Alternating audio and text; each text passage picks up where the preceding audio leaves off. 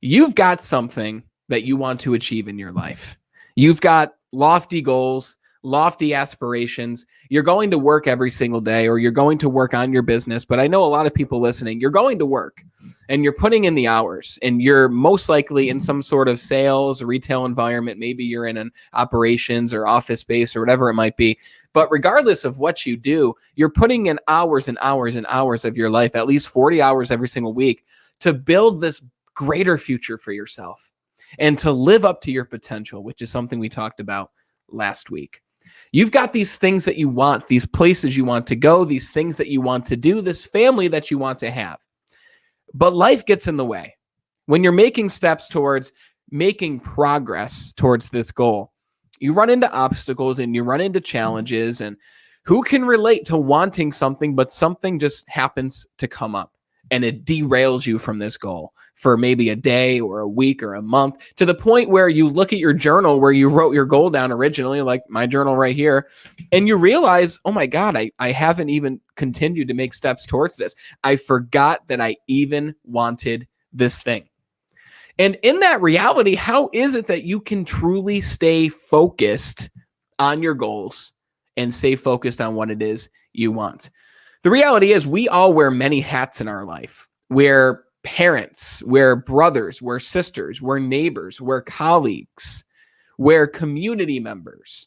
We help donate, we help volunteer, we go on trips and vacations, and we have all these different things in life that we have to show up for. So how is it that you can prioritize yourself and prioritize your own goals? And like we just talked about, how can you prioritize your own mental health? Well, today I want to talk to you about how you can stay focused when it comes to achieving your goal, because there are specific strategies and tips, and I'm going to give you 3 of these, maybe even an extra bonus tip if you're lucky. So stay tuned for that as well. But I remember when I first started to create goals for my life, when I first got into personal development, I wrote down my goals, and they were very vague. They were just decent goals because it was the first time I did it. The first time you write your goals down, they're not going to be completely clear. They're not going to be completely precise. They're not going to be concise. They might not even be written down. And I urge you, if you haven't done that already, to write them down. But if you're watching and listening to this right now, I'm going to assume that you're in my target audience of people who have already written down their goals and are making progress towards their goals. But I remember when I first wrote mine down, it was an exciting time in my life because I never even really delved deep into this world of goal setting. And Jim Rohn, I tell the story all the time. Jim Rohn, I listened to this guy on a tape. He's like the father of personal development. He talked about goals, so I did it, and I wrote them down. And I was in sales at this time, and I was on the up and up. I was making great money, and I've always been in the world of sales, but I was doing the best I've ever done. And I knew that I wanted to do even more. I knew that I wanted to move up into leadership. So I wrote down a goal. I will be a leader with the company that I'm with. And I kept going through my life. I kept selling. I kept working on myself. I started to read books like How to Win Friends and Influence People by Dale Carnegie. And I started to read sales books. And I started to read any kind of book I could get my hands on that would help me to improve my life. And this was over the course of a year or two. But I realized that other than my own personal growth, my own improvements, I wasn't really making progress towards those goals. I wasn't moving into leadership. I was stagnant. I was asking myself, I wrote my goals down, but why isn't anything happening? And the reality is, I wasn't clear on what I wanted. I had an idea. I knew that I wanted to become a leader, but I wasn't clear of what kind of sales leader I wanted to be. Did I want to train new hires? Did I want to train new salespeople? Did I want to work with existing leaders? Did I want to be on the operational side of things? Did I want to be on the customer-facing side of things? I had no idea what that goal of leadership looked like. And because I wasn't clear on my outcome, I didn't really make any precise steps towards that goal until I did become clear. When my boss said to me, Brandon, what exactly do you want to be? What kind of leader do you want to be? And I said, I never really thought about that. And I thought of the whole company ladder, and I figured out exactly the dream role that I wanted. I wanted to train all of the new salespeople that came into the company as what was called the new hire team lead. And something magnificent happened. Once I got very clear, and once I really got keyword specific about what I wanted, once I got that specificity, things started to happen for me. I started to tell people what position I wanted to move into. I started to tell my bosses. I started to tell my customers what I wanted to be. I started to talk about it every single day. I started to actually see in my mind what the end result of training all these new salespeople would look like. And something incredible happened. Within 6 months of setting that specific goal, I think it was actually more like 4 months, I moved into that position. But this was the thing. Somebody was already in that position when I moved into it. Somebody was already doing it. So a lot of people, the haters, the naysayers that all of you are going to be confronted with if you're not already, they said things to me like, Brandon, why are you trying to do that? Someone's already in that position. What do you think you're doing trying to be that? Like, they're not going to be going anywhere anytime soon. But I ignored it, and I only took criticism from the people I respected and trusted. And by the way, you should only take real, true advice from people who you trust, respect, but most importantly, want to be more like. If somebody's trying to give you advice and you don't want to wear their shoes and you don't want to live their life, then you should not take their advice. You should be very selective with the feedback that you receive. Always consider the source, but that's beside the point I'm trying to make. Once I got specific on my outcome, I moved into the role that I wanted. And after I moved into that role, training all the new salespeople, I created another idea of what I wanted in my mind. I started to speak to more groups of people. I started to make more videos with the company, and all these amazing things were happening. And I decided I want to do more big trainings. So once I got specific on that, that happened for me. Within a year from that point, I started to give trainings to teams of leadership. And then within a year or two after that, I became the training coordinator for the entire market of upstate New York. And the point I'm making is once I got clear on my outcome, once I got truly focused on the specific result that I wanted, that's when movement started to happen. And towards the end of that journey, I decided I want to do these things outside of the company as well. And I got specific again. What does that look like? Well, I want to do events with thousands of people in attendance. So I thought, what am I going to have to do right now in order to make that a reality? And I'm going to talk to you about that strategy that I used in order to make that a reality in a bit. But the first step is you got to be so specific that you can literally see the outcome of what it is you want. And the second step that I'm leading into here is you have to stimulate more than one of your senses when you're creating goals. This is why writing down your goals is so important. It's one thing to think of what you want. It's another thing to take your pen and put it on paper and write it down, because once you write it down, you're now giving your brain the stimulus of feeling the pen on paper. You're giving your brain the stimulus of vision. And depending on the kind of ink you're using, if you're using smelly ink, you might even be giving your brain the stimulation of smell. But for most people, that's not going to be the case unless you're using one of those cool smelly markers. But you can take this to the next level. And the second way to stay focused while achieving your goals is to give your brain more of a visual stimulus. And you might be saying, well, how the heck can I do that? Well, let me ask you, what do you want? Think right now in your mind of what you want. Is it the house? Is it the car? Is it moving up in your company? Is it a specific weight goal? Is it a specific fitness or relationship goal? Think of what you want right now in your mind. See the outcome as if it was already here. And even if you're driving while listening to this, you can still do this. Think about what you want. And what do you see? Notice the visual in your mind of the things that you want, the outcome of what it is. See it through your eyes. And notice what's in the environment you're looking at. What does the outcome look like? What does the object look like? The person, your body, once you weigh the amount that you want to weigh. Whatever your goal is, what does it look like? Because the second way to stay focused on your goals is to see it every single day. But not just see it in your mind. That's very important. But to physically see it as if you're looking at it somehow. And there's many ways you can do this, but the most effective way I found, because I actually have done it and I still do it, is through the use of a vision board. A vision board is literally a pegboard that you can put on your wall. You can put it in your bathroom, in your bedroom, wherever you're going to see it every single day. But it's literally a little board. It can be the same size as like this notebook even, but mine's a little bit bigger. It's hanging on my wall. But I would show it to you. But right now we're moving into a new home on Monday, which is really exciting. That's a piece of good news for me. So it's in a box right now, or else I would grab it out and show you. but it's literally a square on the wall that shows pictures of the things that you want. So if you want a new car, you'd print out a picture of the car that you want, the color that you want it to be, the exact year, the exact model. You can even find a picture of that car with the background of where you want to live. And every day when you wake up and go about your morning routine, or even as you're walking around your house doing your thing, you're going to see that vision board with the pictures of the things that you want. If it's a house that you want, put a picture of the house on there. If it's a pet that you want, I don't know, it could be anything. Put a picture of the ideal pet that you want. If it's a relationship and you want to find the perfect girl in your life, put the picture of the perfect girl in your life. Just post it right on the board. And remember, be realistic, but put a picture of what you want. Okay, and you know what? Screw it. Don't be realistic. Think 10 times. Think 10x, as Grant Cardone would say.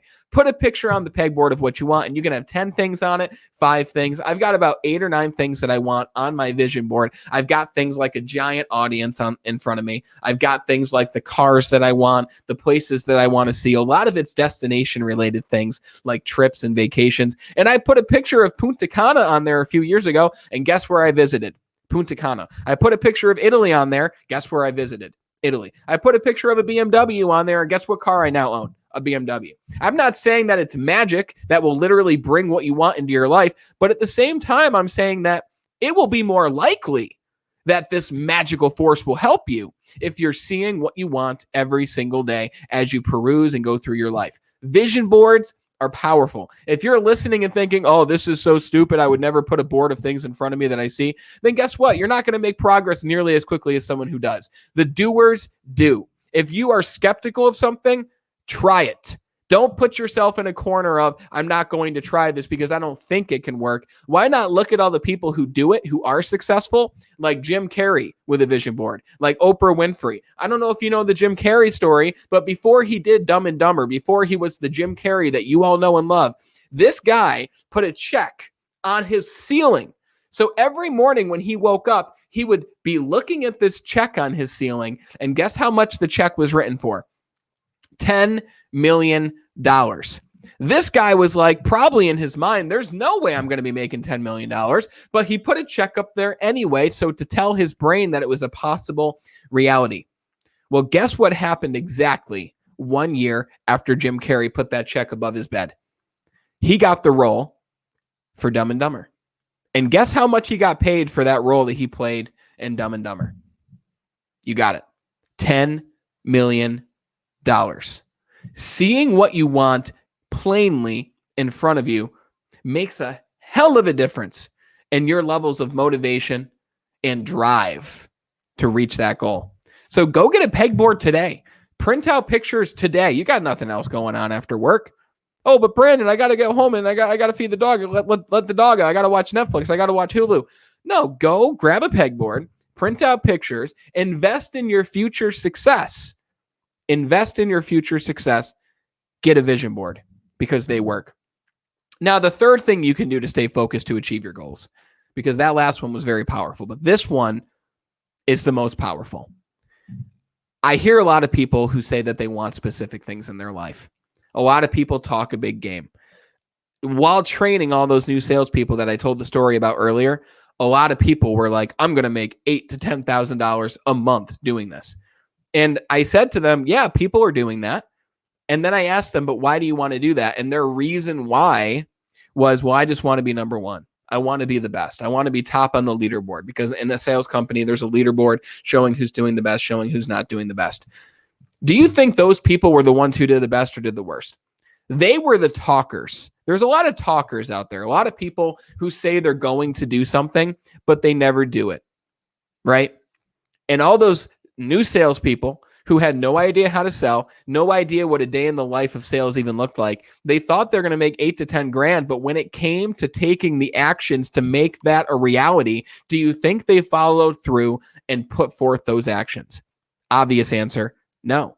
They talked a big game, but they didn't put in the work. No matter what it is you want to achieve, what it is you want to do, there's going to be an immense amount of work to do. And that's the fun part. Imagine if it was easy. Imagine if it was just handed to you. There's a reason why lottery winners go broke and they actually go bankrupt. within like 3 to 5 years of winning the lottery. They get millions of dollars. And what do they do with it? They are still programmed the same way they were programmed before they won the lottery. So they're going to do the same things they were doing that made them broke in the first place, even when they have more money. They're going to buy their family houses, their family cars, their family pets, their family sports machines like snowmobiles and ATVs, and all of a sudden they're broke and they can't afford to pay the monthly payments and all these things. Because you have to do before you get. If you get before you do, you will lose what you get. You have to do. And in order to do, you have to specifically know the outcome. But more importantly, you have to know the specific actions that you need to take in order to reach the outcome. This is why New Year's resolutions really bother me. New Year's resolutions bother me because 80% of people stop going after their resolution a month after they create the resolution because they realize, holy crap, this is actually taking more work than I thought it would. You know, the reality is, whatever you want to do and achieve, if it's anything greater than what you have right now, it's going to require work and it's going to require effort on a daily basis. But this is where a lot of people get caught up. If they want to lose 50 pounds, they see this insurmountable goal and outcome that they think in their mind is going to be impossible. And they think it's going to take so much time and so much effort. And they get caught up in this trap of seeing this giant mountain of a goal in front of them to the point where they stop going after it. And they say to themselves, well, I've only lost 1 pound this week. I've got 49 to go. What's the point? This is taking way too much work. And usually that happens to the people who go gung-ho towards their goal. They create a goal and they go all in. And that's respectable in a sense, but it's also going to cause you to burn out. The real name of the game, and the third tip I have for you, is to know the specific actions that will bring you closer to your goal, but not just know them. Just take one of those actions every single day. Well, but Brandon, if I just did one action every single day, I would do it in like 30 minutes. What do I do with the rest of my time? Live your life. Or if you're up to it, do more. Do a second thing. Do a third thing. But the point I'm making is if you do one thing starting today to bring yourself closer to this ideal outcome so that you can achieve your goal, how many things will you have done after 30 days? How many things will you have done after 2 months, 3 months? I mean, that's 90 days. That's 90 things now that you've done to bring you closer to where you want to go. When I first started my company, I never even made a video and went on camera. I was so nervous. I knew that I wanted to speak to thousands of people, but I never had put myself on a camera or a video. But I knew a specific action that I had to do was to get my name out there and to get my message out there to help people now rather than wait until I'm in a room full of thousands of people. I knew the room full of thousands of people wouldn't happen unless I put myself in a room of 2 people first. I knew that 1,000 people watching my live stream wouldn't happen until I had 7 people watching my live stream.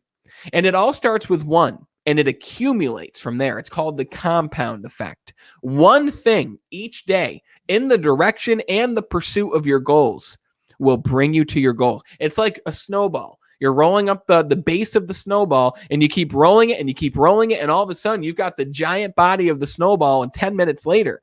In real life, that might be a year later. I've been working on my business now for coming on 2.5 years. And now I've got over 110 pieces of content, pieces of video content on my YouTube channel alone. I've got this show that I'm doing to help you to live a better life and achieve self-mastery. I've got my book. I've got my courses. Look at how much has happened in 2.5 years. But if you told me 2.5 years ago that I would have to do all these things, I would have been intimidated. And I might not have taken the steps to be where I'm at right now. So the point is, start with small steps. But the most important thing is you have to do. You have to do something that you haven't already been doing in order to get a result that you haven't gotten yet. So just start. You're going to make mistakes. There's going to be obstacles. There's going to be pain. You might even cry. But you have to begin because your potential is here, but you're here right now. And if that pisses you off, I'm sorry. It's the truth. Potential where you are. And that's the slogan of the whole show, is to be better. 1% every single day until eventually you're meeting your potential. If that's even possible, you're meeting your potential. And now you're making rapid progress towards what it is you want to achieve. And the final tip I have for you is, while you're taking action, while you're seeing your goals every day, while you've got this vision board in front of you that keeps you on track and keeps you focused, you got to have patience. You got to start slow. You got to just take one step every single day, a step that you enjoy, a step that preferably makes you uncomfortable. Because yes, you have to enjoy the journey, but you have to hopefully be doing something every single day that makes you uncomfortable.